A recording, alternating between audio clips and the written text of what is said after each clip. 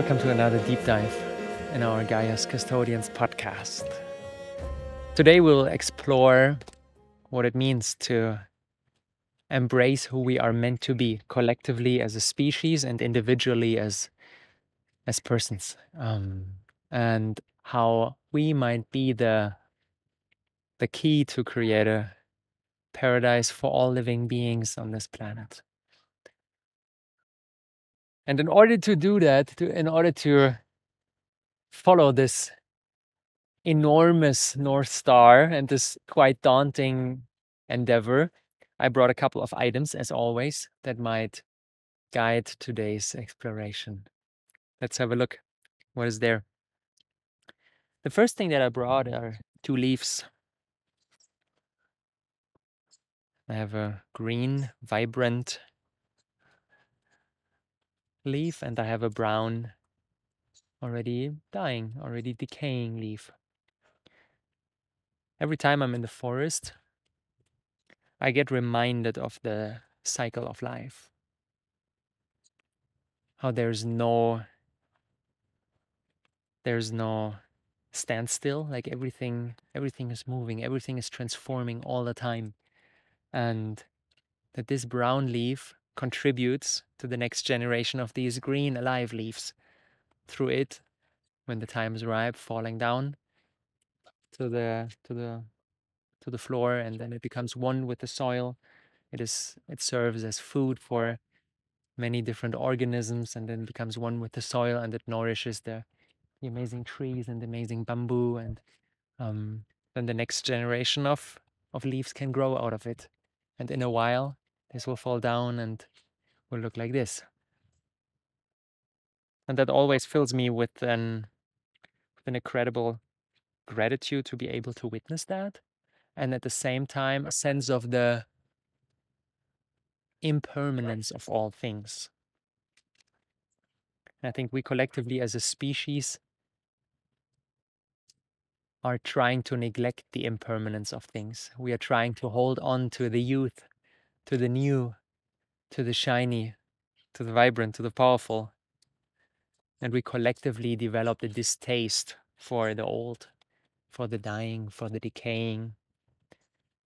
And through that, we are robbing ourselves of an essential part of the experience called life. Because if all the leaves would stay green all the time, the whole ecosystem would be dead, because there would be no renewal, there would be no adaptation, there would be no chance for evolution. If everyone and everything would live like forever, then everything would stay the same always. But through this process of dying and renewal, new life forms can emerge. Forests can adapt. Trees can adapt. And I find that tremendously beautiful, and at the same time an invitation to align myself more with this cycle of life and to immerse myself more fully into it. The next thing I brought is the keys for my scooter, for my motorbike. I recently switched from a standard motorbike. Like, it's super common here in Bali, or in even like in Berlin, where I lived before. More and more of these scooters are popping out. And I recently made the switch from a standard one, a gasoline scooter, to an electric scooter. And still, I'm not very. I made the decision because I don't want to support this huge industry of burning the oil, burning the coal, burning the natural gas that was extracted out of the ground, and then burning that and contributing to what we see now manifesting as the climate catastrophe. I don't want to contribute that to that anymore. And at the same time, through switching to an electric scooter, not all the problems are solved.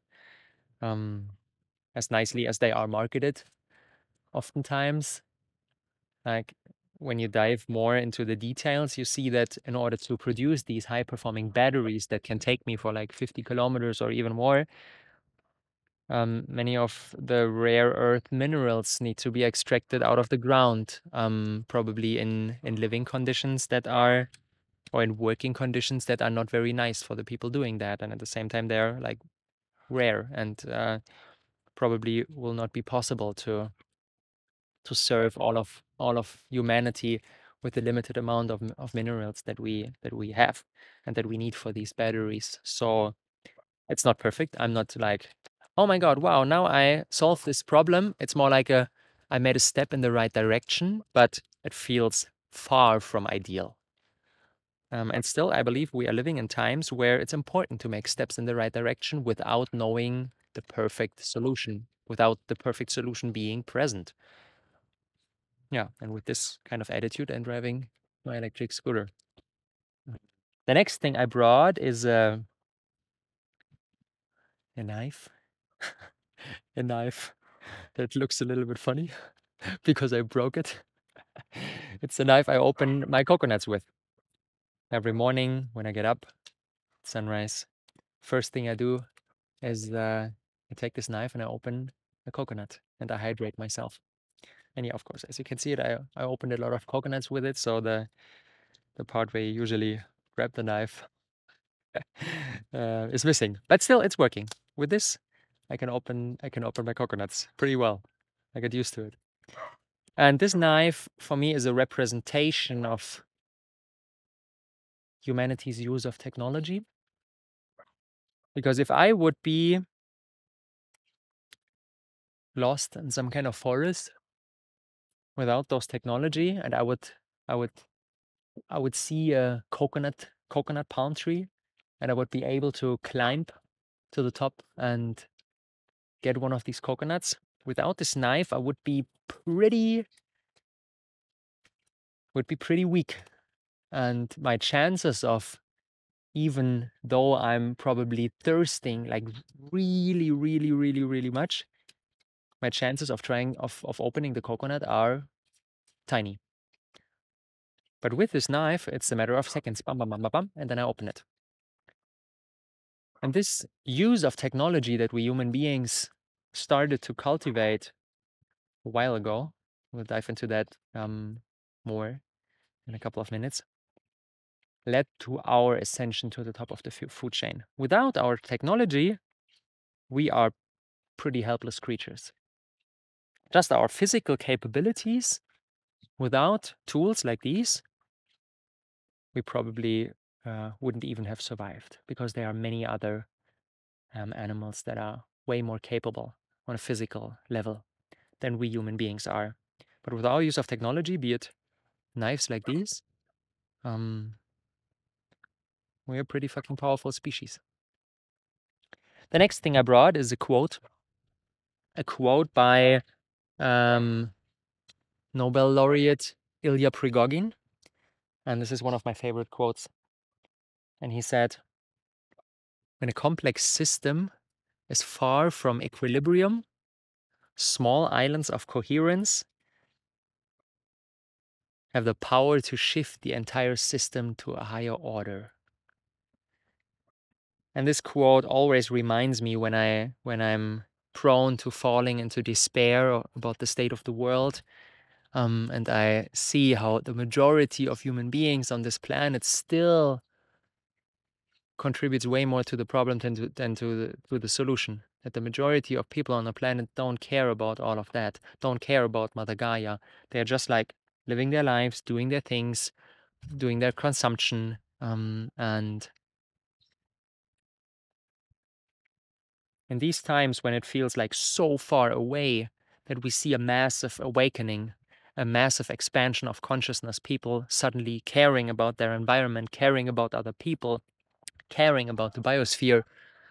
And when these emotions like take me, then I always remind myself that in order to create the more beautiful world on this planet, we don't need all people.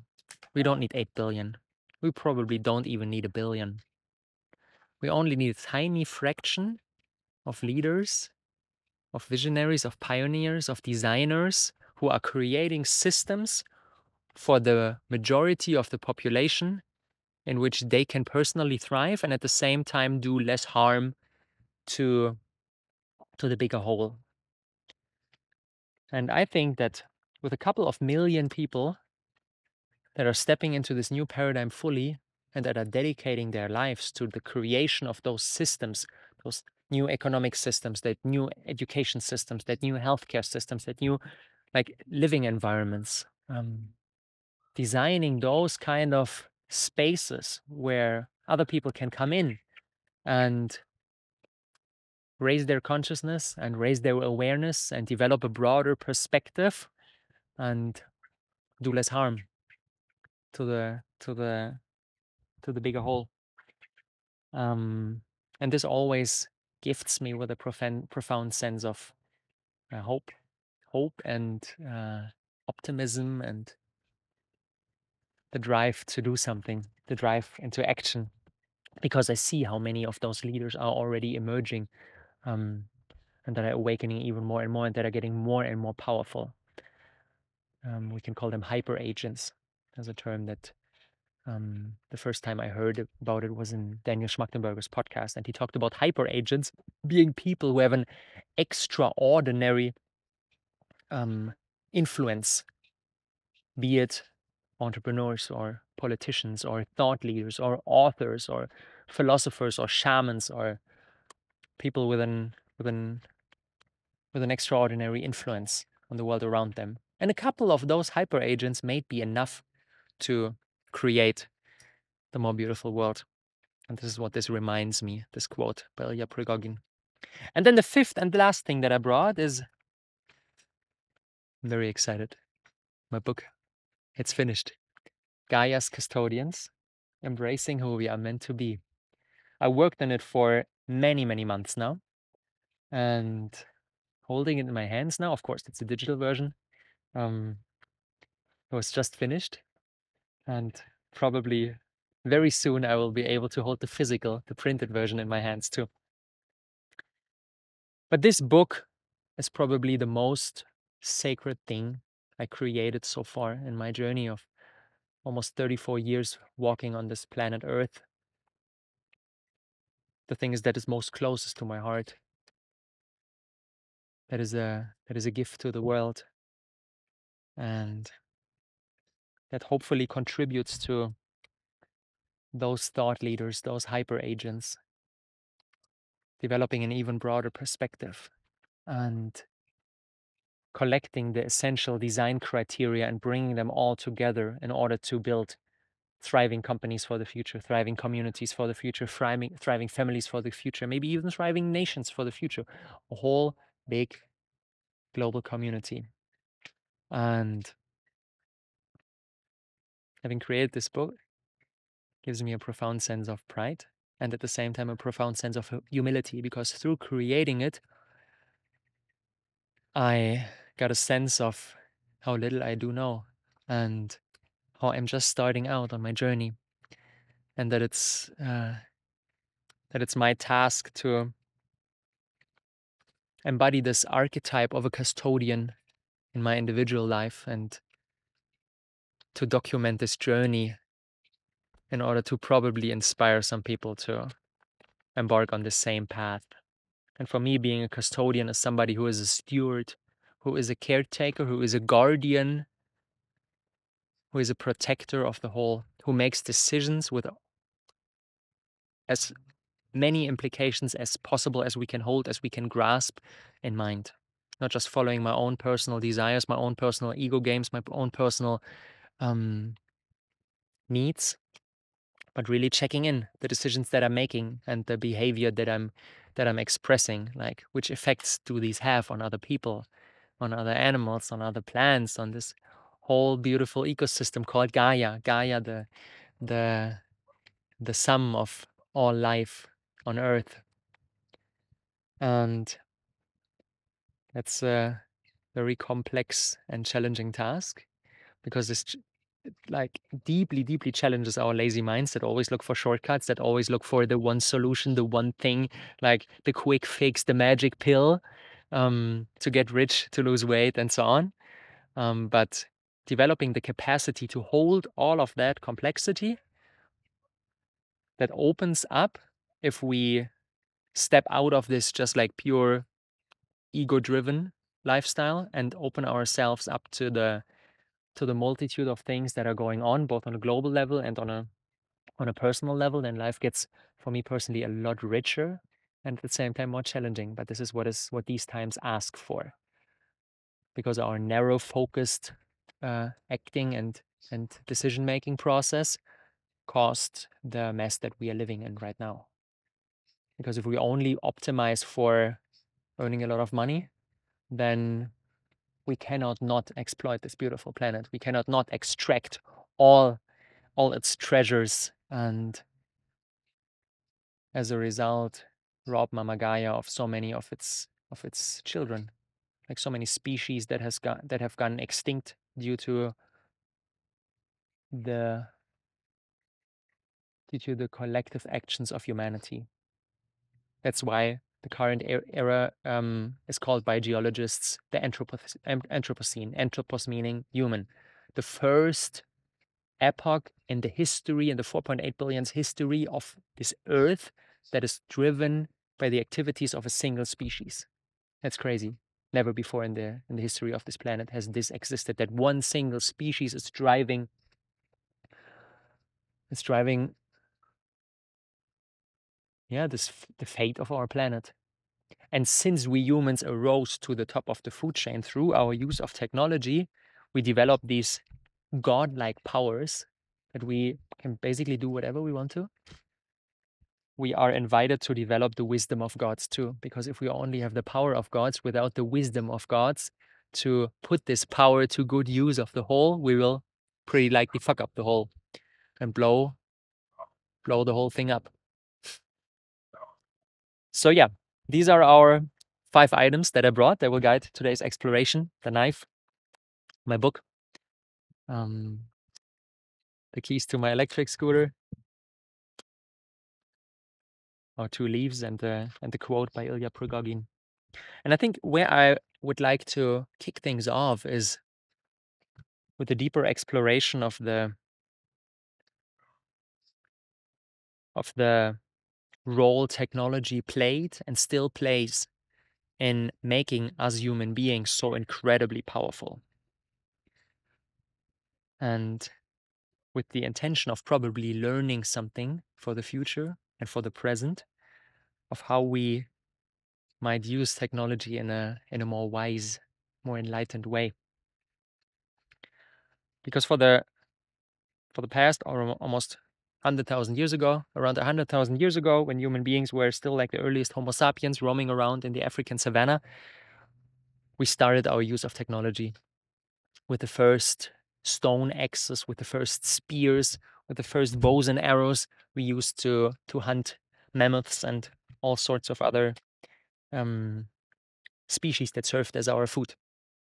And those first technologies, like the cultivation of fire and the development of oral language, all of that made Homo sapiens from a pretty weak and pretty like unimportant creature to the dominant species of our planet. Because if we wouldn't have, like, if our first ancestors, if the first Homo sapiens wouldn't have a spear, like a stone spear, they did not have any chance to hunt a mammoth. Because like with their fists, like what do you want to do against like a thing that is like so much bigger than you? You cannot do anything. Only through our use of technology in combination with the ability to coordinate, like a single human being, even if it has a spear, is not very powerful. At the same time, a group of human beings without technology, without spears, is not very powerful either. But when these two worlds come together, like we coordinate in a group and we have technology, bam, we become unstoppable. Like these two developments enabled everything that took place in the past 100,000 years ago, 100,000 years. Our use of technology in combination with our coordination, with our group human beings becoming a social group, a group species. And this, even though like these first stone tools look pretty unintimidating, they laid the foundation for what we use now, like smartphones and artificial intelligence and brain implants that make us cyborgs, like Elon Musk's company Neuralink, working on, or not even working on, they are like doing it. The first trials have already been run. Like the first patients already got their chips implanted in their brains, in order to gain functions that they lost, or to gain functions that they probably maybe even never had. What will emerge when biological human beings will merge with artificial, technical, silicon-based life forms? What will emerge out of that? That's a crazy question that nobody of us is able to answer, but that we will answer in the future. So we have been cyborgs from day zero. Like our first stone tools, like this almost prehistoric knife that I hold in my hands, is just a couple of steps in evolution before the artificial intelligence that will eradicate so many of our current jobs in the future. It's just like one technology that built upon the last. And that multiplied by 100,000 years ago. And this is where we are right now, with the possibility to sit in the middle of the forest with a microphone and with a laptop that's recording that, and with a camera, and then later with an AI-powered tool that is extracting short clips for Instagram out of my 2-hour podcast and posting that immediately, and AI-powered tools that create thumbnails, like that create worlds that are not existing anymore, that are not existing yet, that our minds can imagine. And then I put a couple of commands into a tool like Midjourney, and then I get an image as a thumbnail for this podcast episode that no photographer could shoot because it's not existing. You cannot photograph that, but it still looks so real. And as much as Steve Jobs with his work wanted to create a bicycle for the mind with the computer, like to make things easier, to enable us to work in a way that enhances our capabilities, like something like artificial intelligence feels like a bicycle for like fucking everything, because this will have implications on all areas of our lives. And all the detrimental effects we see nowadays that the use of technology possesses, like young teenagers getting addicted to their smartphones, and if their Instagram posts don't get as many likes as they wish to, they feel bad for days. And even teenage suicide is on the rise because of all this comparison. As much as we blame things like the current manifestation of social media, of Instagram and TikTok, it's important to see that it's woven into the fabric of us, humanity, trying to create technology that makes our lives easier. And of course, we could argue that at the moment in time where we are right now, that we went a little too far. You could definitely argue that, but I believe we didn't went too far. We are just in the middle of a phase shift, in the middle of using technology in a way that is more wise, that is more enlightened. Because in the past, we used technology for our own personal gain. Like, this knife makes my life easier. Even though with this knife, I can cut the throat of a pig and take its life and then eat it. The value of this technology is mostly determined by what it can bring for me. And Instagram arose out of the same. Like, when Mark Zuckerberg acquired Instagram, and he wasn't doing that to, which is my guess, my assumption, but he probably wasn't doing that to bring a lot of beauty into the world. He was seeing this as a smart business transaction to enrich his company and to make his shareholders more wealthy, including himself. This is how business is operated in the old, in the orange, in the materialistic paradigm. We make decisions for our own personal gain. But when we explored a little bit of the spiral and spiral dynamics, a model that describes the evolution of human consciousness in our first Gaia's Custodians podcast episode. If you haven't dived into that, then I want to invite you to do so, because this gives us with a framework as a foundation to realize that the current phase shift that's taking place away from the orange materialistic ego-driven paradigm where everything I do and all the people in my life are just there to enrich myself and to fulfill my own ego-driven needs. That this paradigm is slowly shifting, and we are seeing more and more emergence of the green and of the yellow value memes, how the spiral describes them, that are more community oriented, that are more characterized by empathy, by the desire to create win-win-win situations where not only we win, or maybe even our business partners win, but our customers win too, and our employees win, and nature wins, and the local environment where our company is situated in wins. And that's a completely different way to look at business, and a completely different way to look at life. So this is a phase shift that we are witnessing right now. And that's a phase shift that is really essential. Because if this wouldn't take place and we would still continue on this orange trajectory of exploiting everything and everyone around us, then we would, as I said, blow the whole thing up. And this is what was coined the meta crisis. The meta crisis is the multitude of crises that are converging in our lifetimes. Like our broken economic system that must grow at all costs, and that leads to us needing to consume more and more and more and more, which obviously on a finite planet, like a linear materials economy, that must grow exponentially on a finite planet. That's something that is impossible, like physically impossible. If your economy produces certain things and later on discards them as waste, and is not a circular economy where something is created and at the end of its life cycle it turns into fuel for the whole system and enables the next phase of life, this is not a characteristic of our economic system. It's economically much more lucrative to build something as cheap as possible that only lasts for a year or two, because people will discard it then and they will come back as customers and buy some more things from you.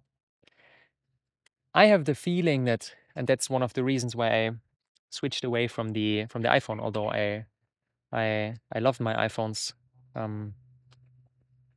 for many years. I switched to the Fairphone because this is repairable.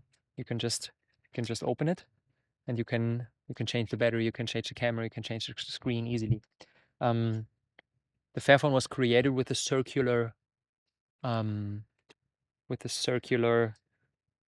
approach in mind, and I have the feeling that Apple on purpose designs their phones in a way that after 2 or 3 years they somehow don't work so well, so that people will buy the latest version.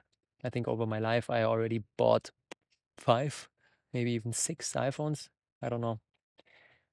And of course, that's not nice for the planet, because the old ones, they just sit somewhere and have like these valuable things inside them, and they will just land on a landfill. And of course, there are moves in the direction of recycling them and so on, which is nice, but the majority is not being recycled yet. And this is just how you approach your business. In the current orange materialistic paradigm, it makes sense to not design phones that last for 10 years, because you will lose a lot of revenue of recurring customers that buy a new phone after 3 years. But ultimately, if we would perpetuate like this behavior more and more and more and more, of course, our planet pays the bill for that. So designing our products, designing our companies in a way that respect this design criteria of circularity is an essential undertaking that must take place more and more for humanity and all other species on this planet to thrive into the indefinite future.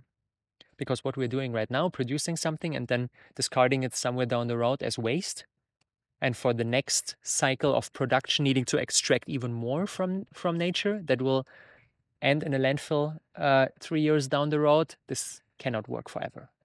And if this system, even through our broken economic system, needs to grow exponentially, like even faster and faster and faster and faster, of course, somewhere down the road, the planet will be empty.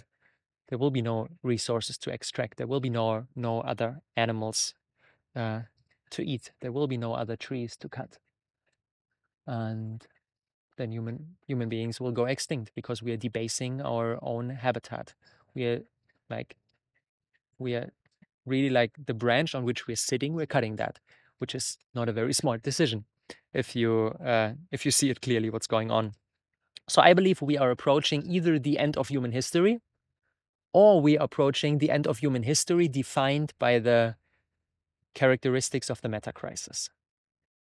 So either humanity will go through a profound phase shift where almost everything will change, not almost, where everything will change, or our days are numbered. And since we learned in our exploration of the spiral dynamics model, we learned that consciousness cannot not expand. Consciousness cannot not take on broader and more complex forms. You cannot stop this process. That's an inherent characteristic of consciousness. It's for me not an either or. It's not, will we continue on our current path and then go extinct and destroy everything? Or will we do this phase shift to a higher, more enlightened version? It's obvious what is taking place. The phase shift is inevitable.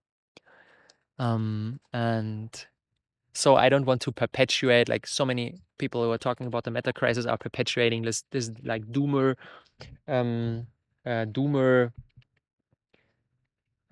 narrative of we need to act now, otherwise everything will collapse. We are acting now.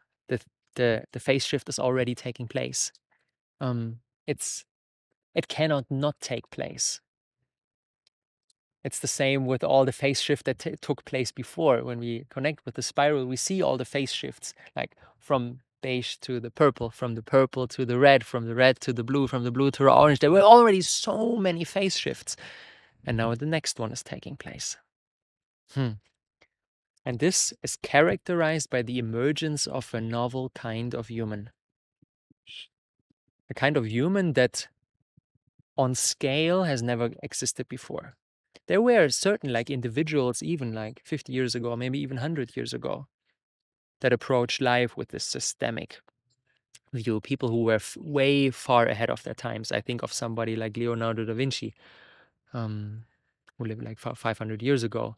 And for his time, he was one of the first true polymaths, the universal genius that educated himself in so many different areas in order to develop the complex synergistic wisdom to design those innovations.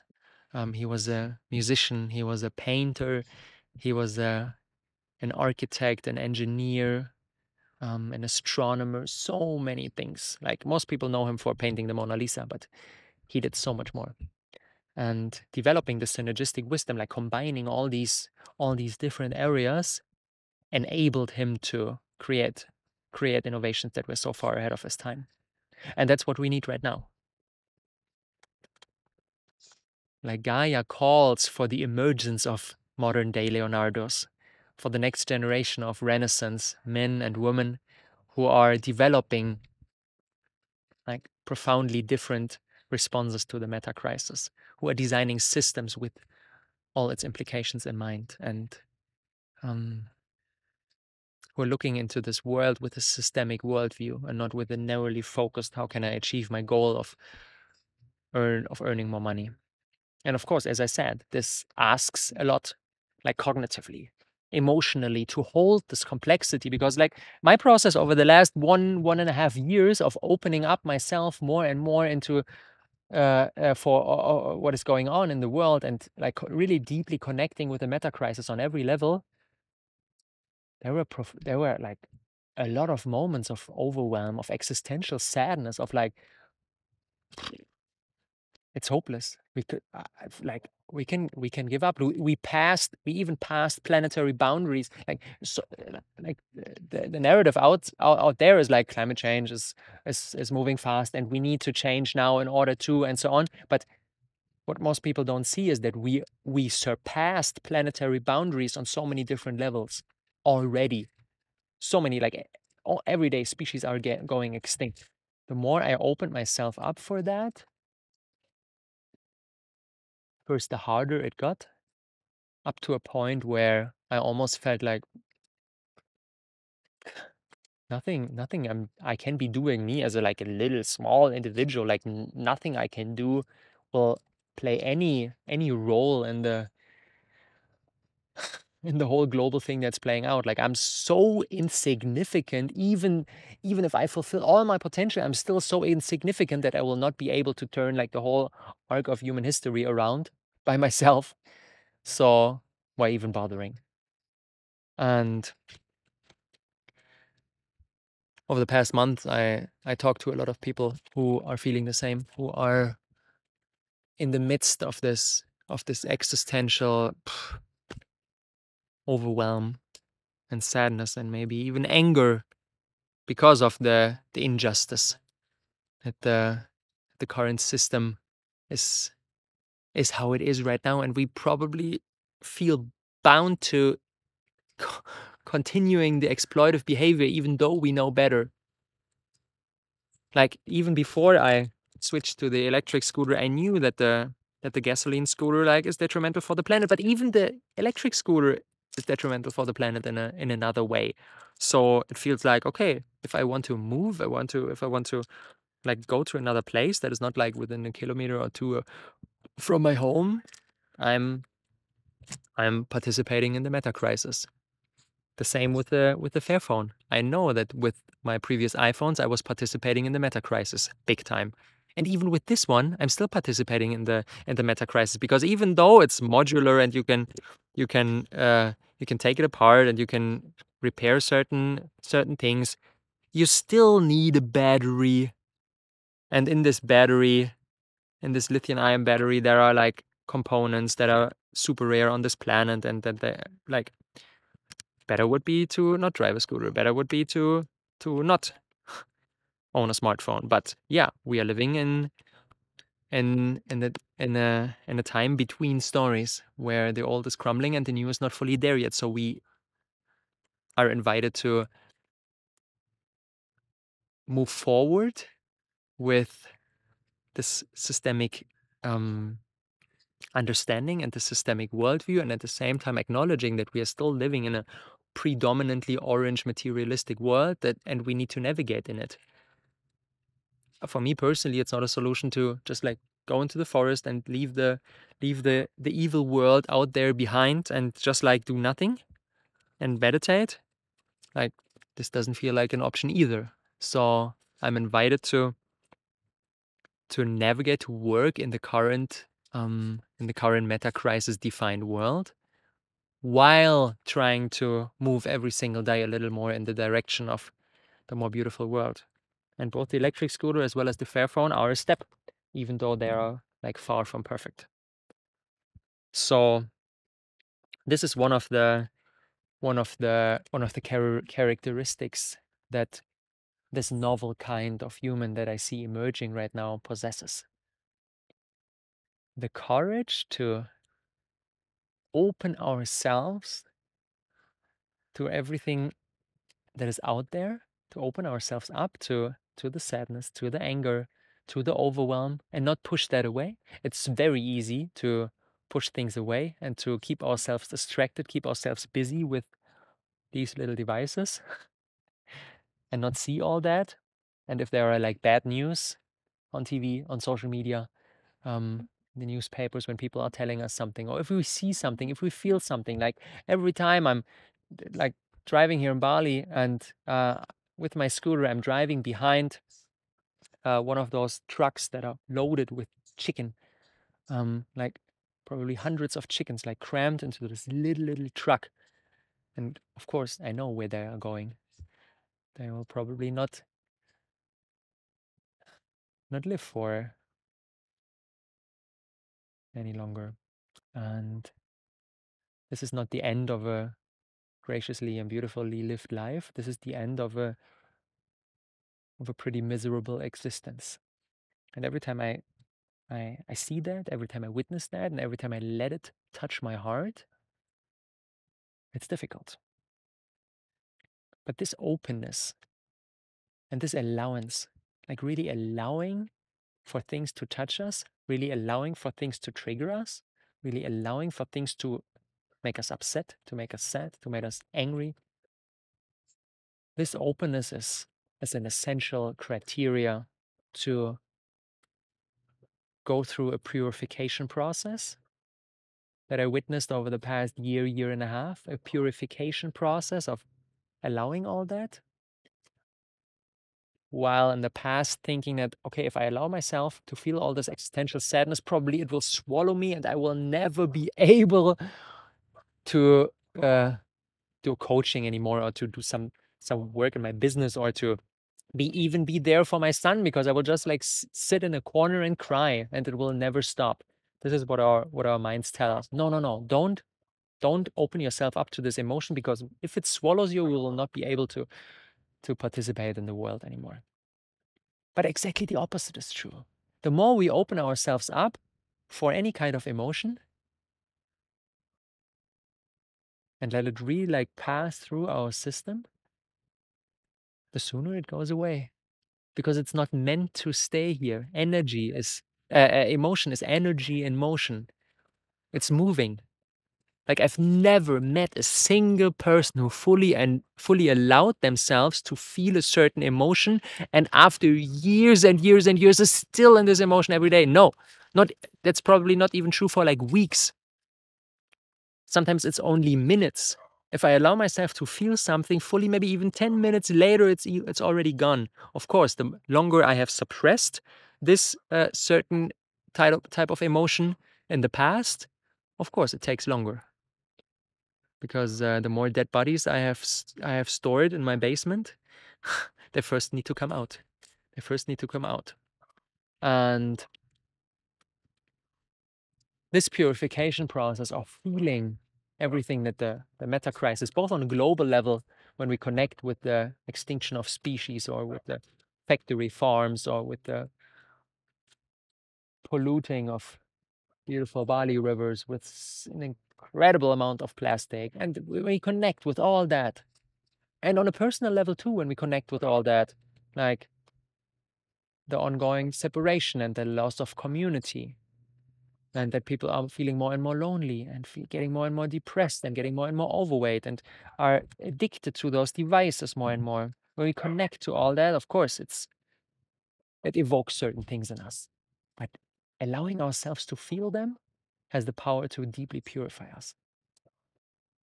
And that's what I was able to witness. And I'm like nowhere near to finishing this process. Of course, still when I drive behind one of those trucks, like I feel a profound sense of sadness, and it does something to me. But it's not all encompassing and swallowing me anymore. It's like, okay, I can work with it. I can hold it. I'm able to hold this emotion, and I'm able to channel it into something productive. The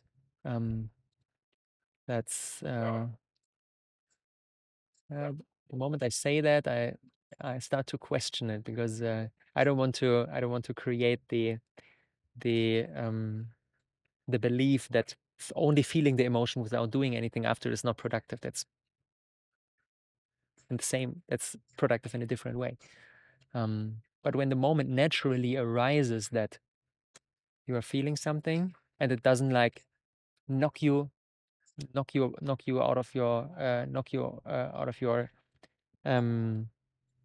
you out, then you are capable of doing something with it, starting a business, being more loving in your personal relationships, so on and so on.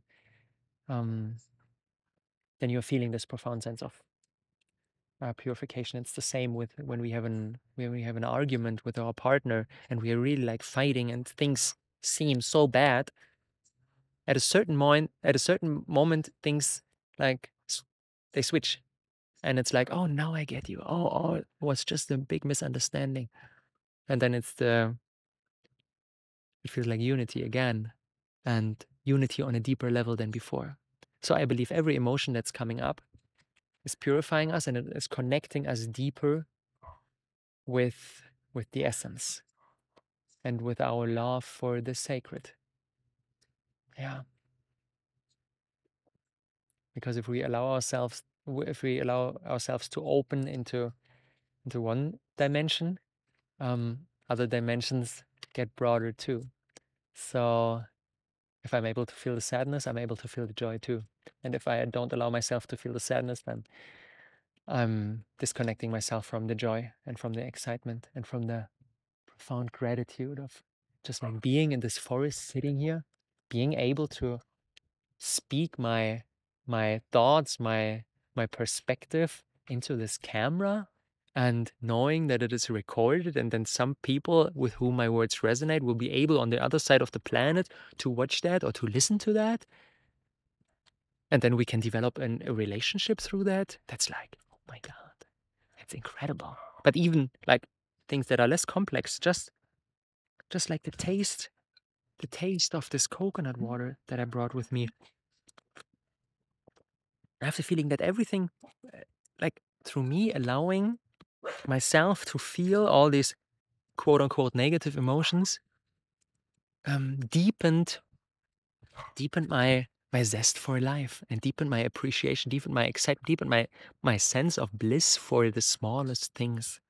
Just like I could sit here and observe this leaf for like eternity, because it's so fascinating. It's so incredible. Like it's a miracle that this exists. And that's the antidote to the meta crisis. Connecting with the beauty, connecting with the gift, and out of that developing a strong dedication to preserve what is sacred. And that's for me at the essence of custodianship. That's what I mean when I talk about a custodian of Gaia. That is somebody who developed a profound sense of love. Like falling in love is one of our two prerequisites for the coming of age of humanity, for the phase shift that we see right now. The first moment, maybe 16 years old, at 18 years old, the first moment, you kissed your first partner, your boyfriend, your girlfriend, like the first kiss, and you really fell in love. Another world opened up for yourself. Of course, you loved your parents before, you loved your mother, you loved your father, but it was something different. Like this love called forth the best in you. You were like, from one day to another, you started cleaning up your room, and you groomed yourself. You bought new clothes, and you cooked a nice meal for 3 hours to only gift your beloved like the nicest possible food. And it called out the best out of you. Like when we truly are in love, it changes us. It gives us so much meaning, and it gives us a sense of a profound sense of meaning that manifests in all other areas of our lives too. So I believe falling in love again with the whole, falling in love again with Gaia, not just falling in love with our partner, or falling in love with ourselves, or falling in love with our bodies, how nice they are, or falling in love with our business or whatever, but really falling in love with the whole, falling in love with the leaf, falling in love with the coconut water, and even falling in love with the destruction that is going on. That's something else. But that's required because love is the greatest force there is. If we truly see somebody who's probably expressing some kind of destructive behavior right now, if you truly see them for who they really are, that they are only expressing this destructive behavior because they are lost themselves. They were hurt themselves. Hurt people hurt people. And if we embrace, still, as hard as it is, as easy as it is to just like punch them in the face and to uh, not wanting to have to do anything without them, with them, like, but to stay in this love and to see them for who they really are, it has the possibility to change people big time. I'm thinking about a story that Nora Bateson told about about her father, Gregory Bateson, and they were doing a road trip, and father and daughter, and then there was a hitchhiker on the side of the street, and of course, as friendly human beings as they were, of course they stopped and they weaved the hitchhiker in and like, yeah, we can take you, no problem, come in. And then when they started driving again, the hitchhiker pulled a gun and said, like, give me your money. And what would be a situation for almost everybody where people would freak out and where people would condemn, I will never take on another hitchhiker, and my trust into humanity was not justified, and I will never do this again, and I need to fight, and I need to get out of the situation. What Gregory Bateson did was something completely else. When he saw this gun, he just asked the man a question. How the hell did you get into this mess? Like, he was deeply concerned with, why does this person need to express this behavior? Why is there so much pain, so much lack, so much separation inside him that he needs to, like, steal money from other people? And he was deeply concerned with him, and he asked him this question, and he asked more questions. Tell me what is going on inside yourself. Tell me what is going on in your life. Tell me what was going on in your childhood. And they had a conversation for hours and hours and hours. And of course, the gun faded away. They had a beautiful conversation. And then in the end, Gregory Bateson said goodbye to this man, brought him to where he wanted to go. Of course, he gave him some money. Here, I want to support you. I want to help you. And I see that you are in a deep kind of trouble right now. Let me help you. I was there for you. We had a nice conversation. I give you some money. I will do everything that is in my power to make your situation a little bit better. And with that, he said goodbye, and they parted ways. And what seemed like a terrible situation was turned into a huge gift for everybody involved. And this had a profound effect on, of course, on his daughter, on Nora Bateson, and inspired her to do the amazing work that she's doing right now. So what I'm trying to convey is that if we fully step into this new paradigm, if we embrace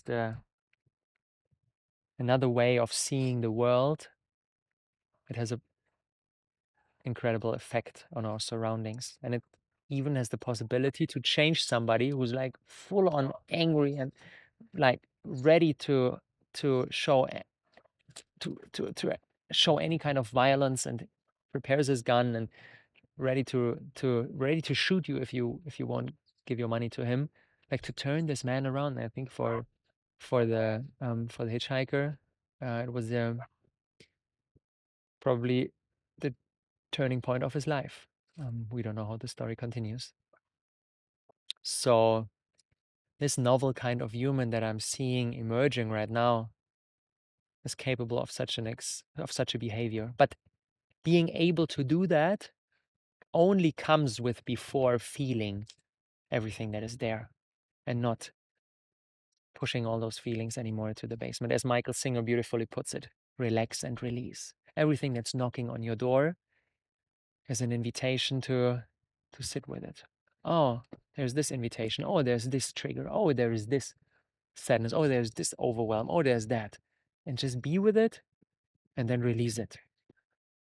And this is a process that takes place naturally, organically. We don't need to do anything with it. We just need to allow. We just need to stop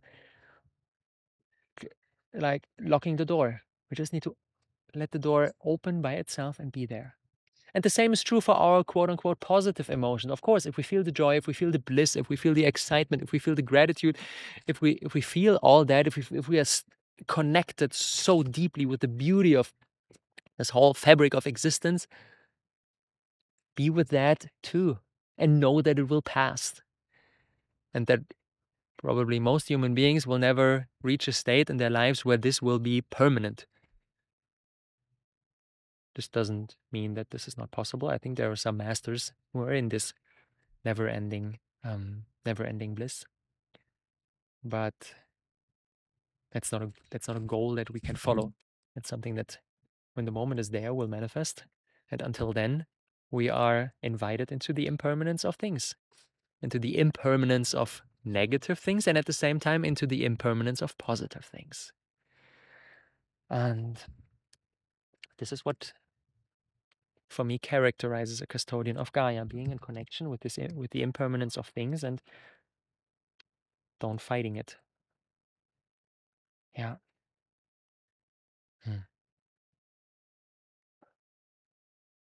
Developing the capability to hold all of that complexity and not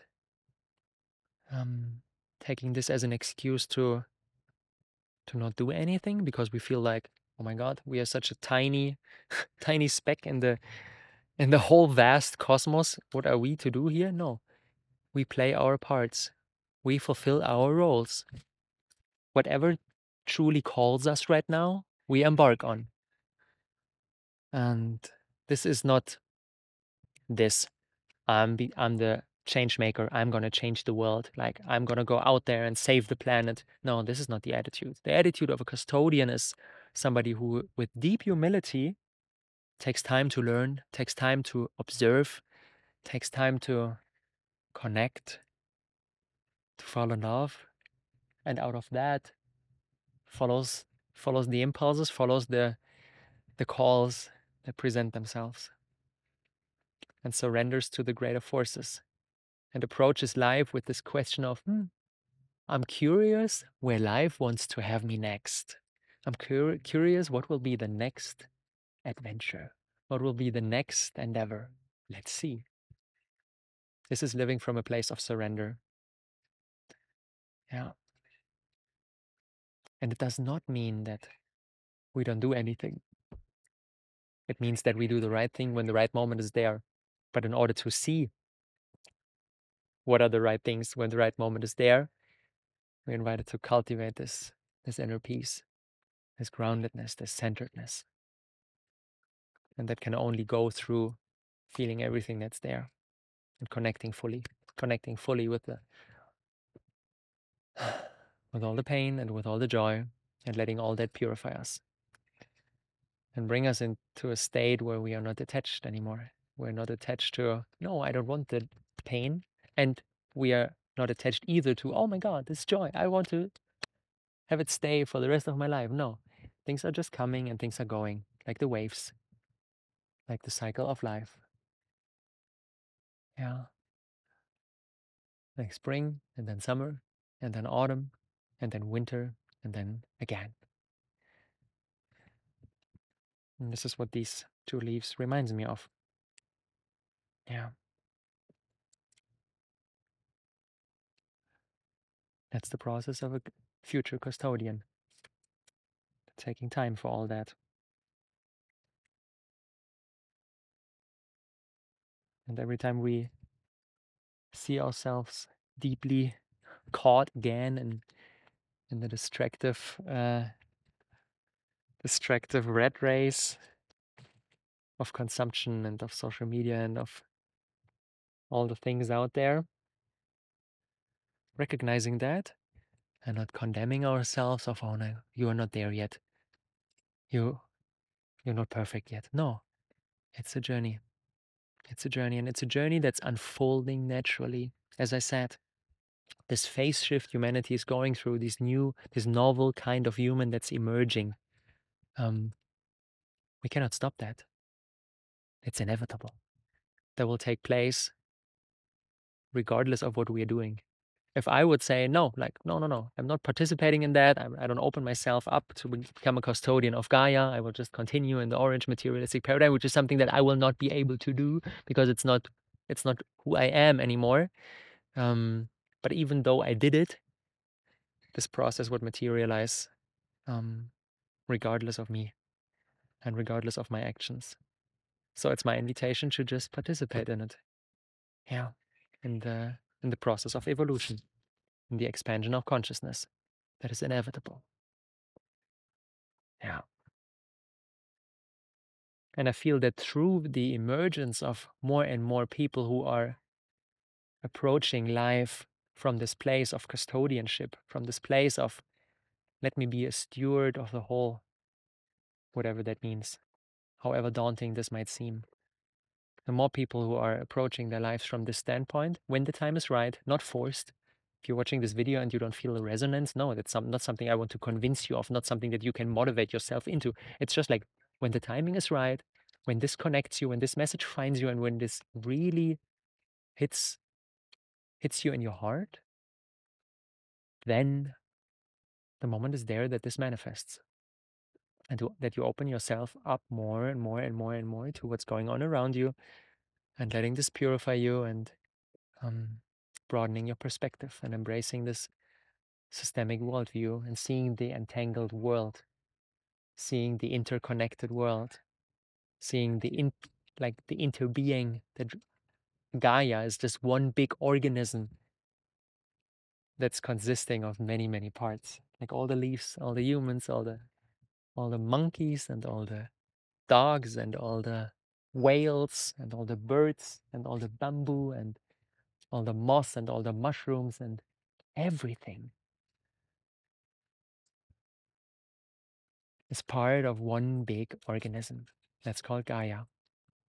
So if we realize that, and if we not only understand this from our heads, but if we really realize that in our hearts and connect to that and can really feel it, you cannot exploit anymore. You cannot make decisions that are harmful to other parts of the system. It's impossible anymore. It's not possible anymore. And we need to be practical. Of course, I know that through driving this electric scooter or through using this phone or through creating this video with this camera, of course I will create harm somewhere. I know that. I know that. And I recognize that the perfect solution is not present yet.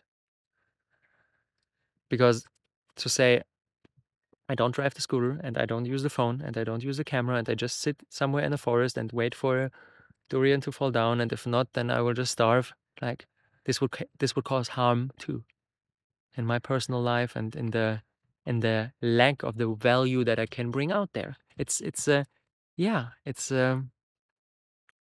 like holding like being in this awareness that not everything is perfect, and through that everything is perfect because it is a journey, it is a process.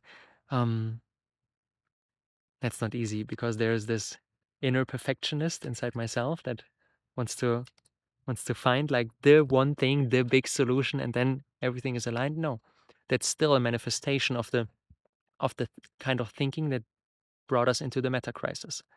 This kind of reductionistic thinking that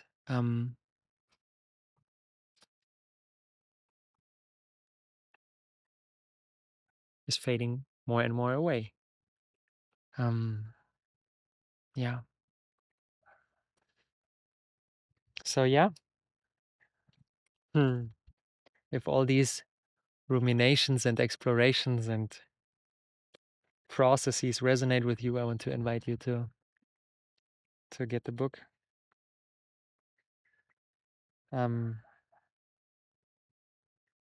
Deeply moved by the process of creating it. which asked everything of me, which was definitely not easy. But it was so worth it. Looking forward to write the next one. Gaia's Custodians is not a single piece and then it's finished and the truth is out there, and it's a journey. It's a constant journey, a journey on which I am on, a journey on which we collectively as a species are on, and it will continue into the indefinite future. And I will continue to walk this path, and I will continue to share my perspective with the world, as long as it is helpful for people.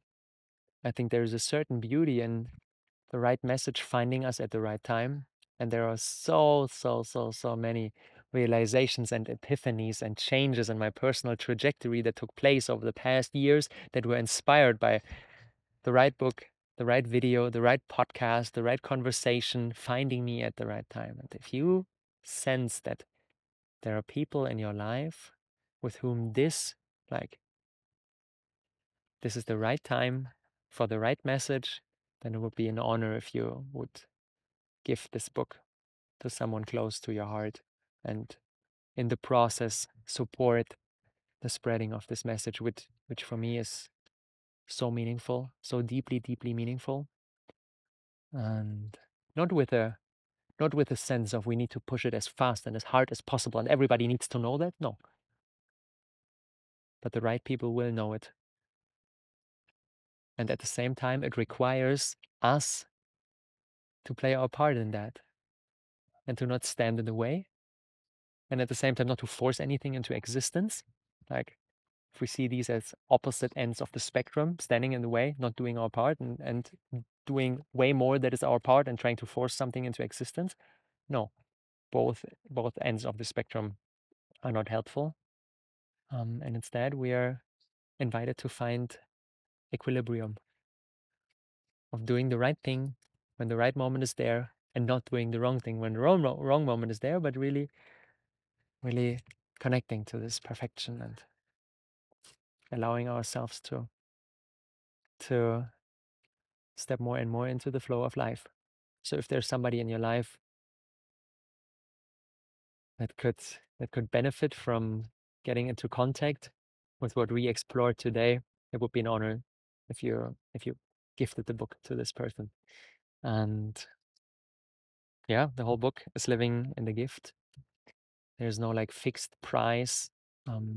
It's not like a regular book launch with a like huge company behind it with an agenda and like many bookstores and so on. No, it's just like a slap of my heart that I created, that I'm putting out there.